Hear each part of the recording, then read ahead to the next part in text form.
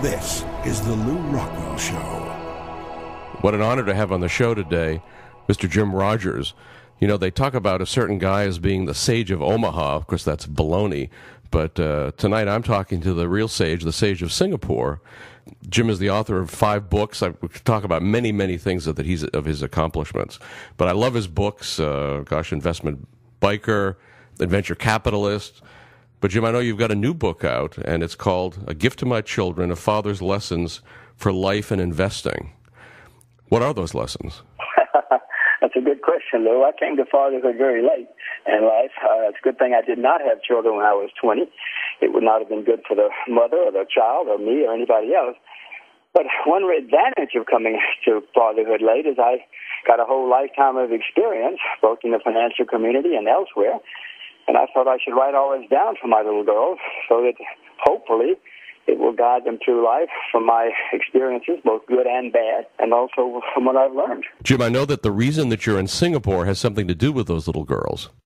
Oh, yeah, absolutely. I think that in their lifetime, you know, these girls were born in 2003 and 2008, and I am convinced that in their lifetime, Asia is going to be the most important continent, so I'm here for them. And I want them to grow up speaking Mandarin fluently, like natives. I want them to understand Asia and America. Obviously, we're American citizens and vote and pay taxes in America. So I'm hoping that I'm going to give them the best of both worlds. Well, it's just fantastic. And, it seems like the United States is slitting its own throat economically and financially. Of course, what the Bush administration did, the Obama administration. And I noticed that you've recently said that you think maybe this mini boom that Mr. Obama and his Federal Reserve have given us recently may be coming to an end in the stock market. Well, yes, I don't know when it's going to come to an end.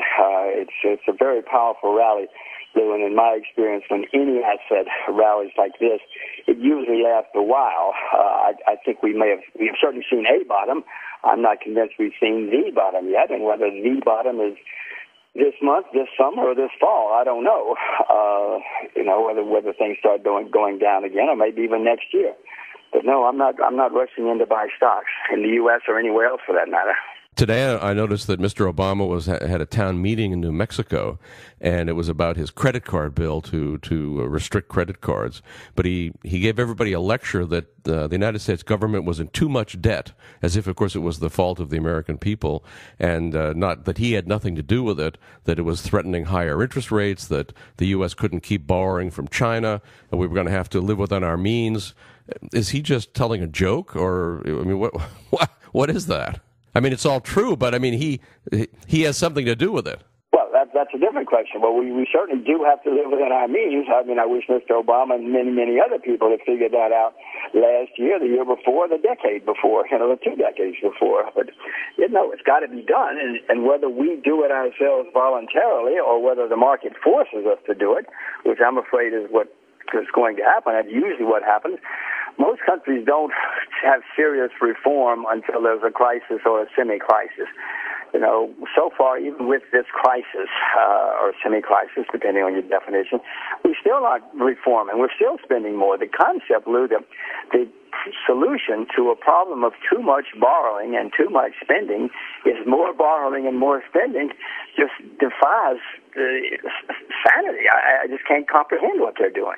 Well, I heard him earlier say, this is maybe a few weeks ago, that we needed to have much more frugality, spend less, borrow less, but for right now, of course, spend everything, borrow everything.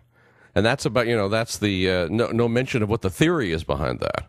Well, you and I both know that they're talking out of both sides of their mouth. All they want to do in Washington is get reelected. They have to buy votes from as many people as they can, and the way you buy votes these days, not these days, always, is to give somebody some money. And so they're out giving people your money and my money. They're taking money away from 300 million taxpayers who, for the most part, have done things right, or 300 million Americans, I should say, and giving it to the few 100,000 or the few million who didn't do things right. It's outrageous that 300 million of us have to suffer for the sins of a couple of million, or 5 million, I don't know how many. Jim, have they killed the dollar as far as a world reserve currency, or maybe even as far as our own internal currency? Yes, no, I'm afraid that they have over the past. We have. I mean, unfortunately, Lou, people deserve the government they get. Well, I guess we elected these guys. It's astonishing. You and I probably didn't vote for any of them, but still, no, they're there, and they're destroying the U.S. dollar, which has been the world's reserve currency, the world's medium of exchange for about 60 years now. But now America's the largest debtor nation in the history of the world, and the foreign debts are increasing at gigantic rates. I mean, this is a system that is in the process of bankrupting itself, which means it's bankrupting America. And they sit there. I guess their theory is that by the time they are gone, I mean, they can hold it all together until they're gone, and then it won't matter. I mean, that's what Bush did, obviously. He held it together until he was gone, and now Obama's going to get the blame. But this cannot continue. Well, I always get a kick out of Mr. Bernanke saying that don't worry about inflation. If prices start to rise, he'll withdraw all the new money. As far as I can tell, this has, of course, never happened in the history of the world that a central bank has withdrawn money. They exist to inflate, after all, so they're hardly in a position to do that.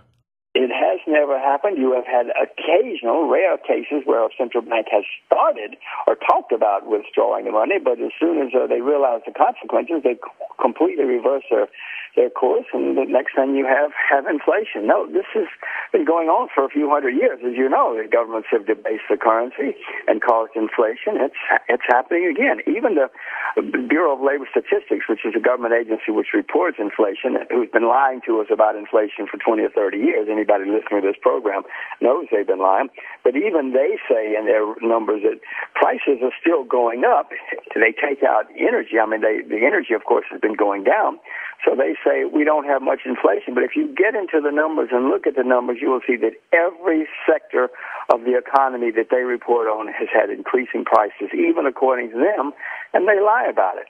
So inflation's here. I mean, everybody listening to this show knows that the prices are not going down for most things. You go to the dentist or the doctor or the accountant or lots of them. Take a taxi, pay a toll. You know the prices aren't going down. Jim, you and I remember the evil day of August 15, 1971, when President Nixon closed the gold window and put price and wage controls on. Do you think we face a danger of price and wage controls once the prices start to go up? Will Obama do that? Well, again, as you know, because you know a lot about history, politicians always take the easy way out, the temporary way out, the shortcut whenever things go wrong. Wage and price controls, the Republicans did it, the Democrats have done it in various times in American history, so of course they're going to do that. When prices are going berserk, they're going to blame it on everybody except themselves, rather than doing the honorable thing and say, guys, we have really messed up, we're going to resign.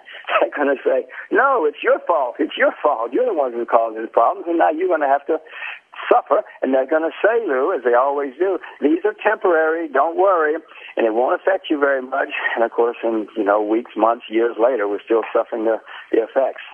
It seems like the Obama administration, and I guess certainly there have been previous administrations in American history that had a similarly anti-business attitude, Franklin Roosevelt and so forth, but already they have an anti-business attitude, and they're openly expressing it. If things really start, I should say when things really start to go bad in terms of inflation and other problems, just how much is this anti-capitalist attitude, what kind of an effect is that going to have on policy? I mean, what do you think they might actually do to us? Well, the good news or the bad news is that they're going to be more and more limited in what they do because the markets are just not going to let them. I mean, they can try to do various and sundry things, but right now they're controlling the long-term bond market, or trying to, but eventually they're not going to be able to do a lot of these things. Eventually the market's just going to say no. I hope it doesn't happen in the next few years, but there could very well be social unrest in America too. And there's not a whole lot that they're going to be able to do if things get as bad as they could under their system. You have to remember, Mr. Obama ran on two platforms. He ran on the platform to tax capital. Now, what kind of genius would tax capital, raise taxes on capital in period of the greatest capital shortages in history? His other platform was protectionism. Well, he's already started talking more and more protectionist, and so his basic instincts are anti-capital, which is what America desperately needs, and protectionism, which could lead to disaster, just as it did in the 1930s. So I'm afraid his instincts, even if he knew what he was doing, which he doesn't, his instincts are such that he wants more controls and things which will devastate the economy and the world, not just America, the world economy.